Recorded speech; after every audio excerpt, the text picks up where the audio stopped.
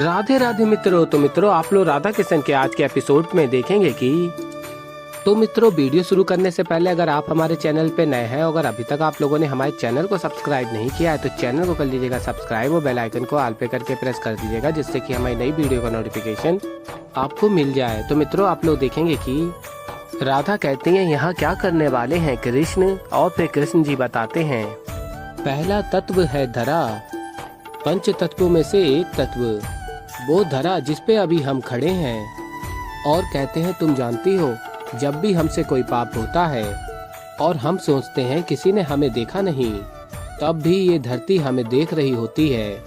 हमारे हर कर्म, हर पाप, हर पुण्य की साक्षी है ये धरती। इसलिए प्रथम तत्व धरती, ये पृथ्वी, इसी पर हमारा पहला चिन्ह हम बनाएंगे। और फिर राधा कहती है सत्य कहा, किंतु क्या चिन्ह बनाएंगे और कहाँ। और फिर मित्रों, आप लोग आगे देखेंगे कि असुर गुरु शुक्राचार्य कहते हैं दुर्वासा कोई साधारण व्यक्ति नहीं है, इनका जन्म महादेव के क्रोध के कारण हुआ है। और फिर गुरु शुक्राचार्य बताते हैं एक समय की बात है, महादेव ने अपना समस्त क्रोध अपने एक बाण में डाल दिया और फिर उस बाण से संधान करके असुरों को मार दिया। किंतु असुरों के अंत के पश्चात देवी अनसुईया के गर्भ में जाके रुका। किंतु उस समय देवी अनसुईया गर्भवती थी। शिव की क्रोध अग्नि से बने बाण का प्रभाव देवी अनसुईया के गर्भ पे पड़ा। देवी अनसुईया एक अत्यंत सुंदर स्त्री थी और एक बार एक राजा वन में आखेट के लिए आए। उस राजा ने जब देवी अनसुईया को देखा तो वो तत्काल उस पर आकर्षित हो गया। और फिर वो राजा कहता है सुंदरी, तुम इस वन में क्या कर रही हो और तुम कौन हो। और फिर तभी देवी अनसुईया बताती हैं मैं ऋषि अत्र की पत्नी अनसुईया हूँ। और फिर तभी राजा कहता है तुम एक साधु की पत्नी हो।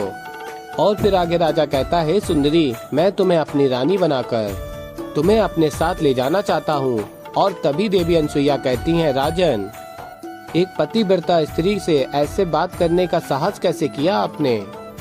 और फिर आगे कहती हैं आप तत्काल यहाँ से चले जाएं, नहीं तो मेरे पति आपको क्षमा नहीं करेंगे। और फिर आगे बताते हैं गुरु शुक्राचार्य कि उस राजा ने देवी अनसुईया को बहुत परेशान किया। और फिर आगे बताते हैं गुरु शुक्राचार्य, किंतु उस दिन कुछ ऐसा हुआ जो कभी नहीं हुआ।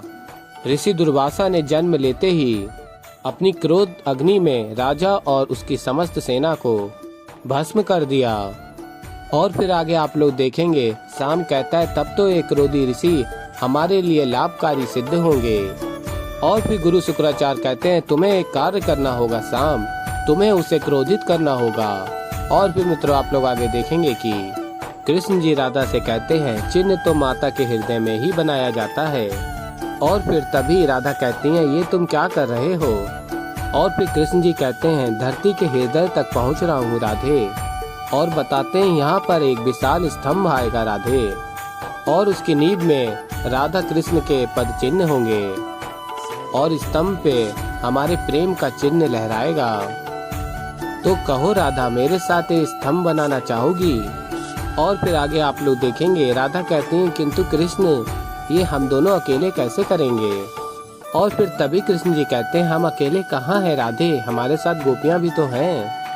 और फिर आगे आप लोग देखेंगे शाम श्री कृष्ण की गोपियों से मुलाकात करते हैं और कहते हैं आप सब श्री कृष्ण की गोपियां हैं। और फिर गोपियां बताती हैं हम श्री कृष्ण की सहायता के लिए जा रहे हैं। और बताती हैं श्री कृष्ण अपने प्रेम का बहुत बड़ा स्मारक बना रहे हैं। और फिर आगे आप लोग देखेंगे कि शाम श्री कृष्ण के समक्ष पहुंचता है। और फिर तभी श्री कृष्ण जी कहते हैं तो तुम यहाँ मेरी सहायता के लिए आए हो शाम। और फिर शाम कहता है हाँ पिताश्री, इस महान कार्य में मैं आपकी सहायता करने के लिए ही यहाँ आया हूँ।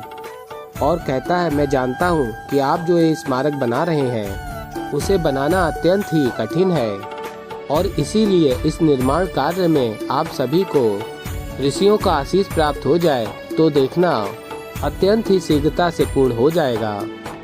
और फिर आगे कहता है शाम, तो इसीलिए मैं चाहता हूँ कि गोपियों को भी मैं अपने साथ ऋषियों को आमंत्रित करने के लिए ले चलूं। और फिर तभी कृष्ण जी कहते हैं शाम तुम अपने साथ गोपियों को लेकर जा सकते हो।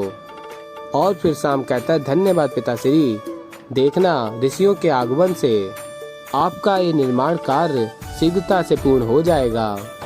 और फिर कृष्ण जी कहते हैं मैं जानता हूँ। और फिर तभी राधा कहती हैं क्या सोच रहे हो कृष्ण, इतना बड़ा कार्य तुमने अपने हाथों में ले लिया है, कैसे होगा अब ये, अब तो गोपियाँ भी नहीं है सहायता के लिए। और फिर कृष्ण जी कहते हैं जब राधा साथ है तो सब ठीक हो जाएगा।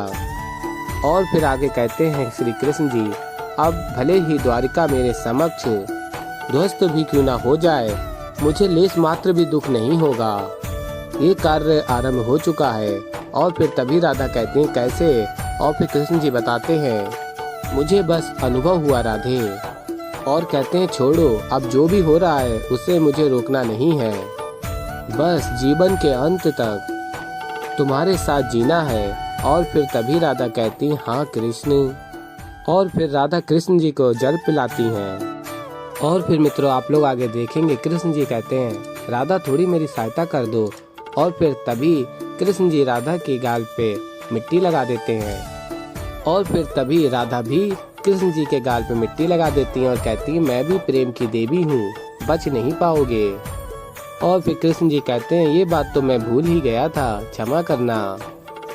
और फिर कृष्ण जी कहते हैं वैसे देखो ना राधा, कितना आनंद का क्षण है ये, हमारे प्रेम स्तंभ की ये नींव कितनी अधिक गहरी है राधा, अब इस पे एक विशाल सा प्रेम का स्मारक बनेगा। तो जब ये द्वारिका नष्ट होगी तो कदाचित ये स्मारक भी नष्ट हो जाए, किंतु राधा कृष्ण के पद चिन्ह है इसकी नींव में जो सदैव सुरक्षित रहेंगे। और फिर तभी राधा कहती है हाँ कृष्ण, कल को द्वारका नगरी जलमग्न हो भी गई तो समुद्र की गहराइयों में हमारे प्रेम की स्मृतियों के चिन्ह सदैव ही रहेंगे। और कल को कोई अवश्य ही मनुष्य जलमग्न द्वारका नगरी को ढूंढ ही निकालेगा और अपने चरण वहां रखेगा तो उसे हमारे प्रेम का अनुभव होगा, क्योंकि तब भी द्वारिका में हमारे प्रेम के स्मृतियों के ही चिन्ह होंगे। और फिर तभी कृष्ण जी कहते हैं तो आओ राधा, हमारे इस प्रेम को चिन्हित करते हैं। और फिर मित्रों आप लोग आगे देखेंगे राधा और कृष्ण अपना एक एक पैर रख के चिन्ह बनाते हैं और फिर तभी वो चिन्ह आपस में मिलकर एक हो जाता है। और फिर कृष्ण जी कहते हैं देखो राधा, धरती माता भी यही सोचती हैं कि हम दोनों एक हैं, हमारे पद चिन्ह भी एक हो गए। तो मित्रों ऐसे ही आगे और भी बहुत कुछ देखने को मिलेगा आप लोगों को। तो अभी के लिए इस वीडियो में इतना ही। तो मित्रों मैं मिलता हूँ जल्दी एक नई वीडियो के साथ, तो तब तक के लिए मित्रों राधे राधे।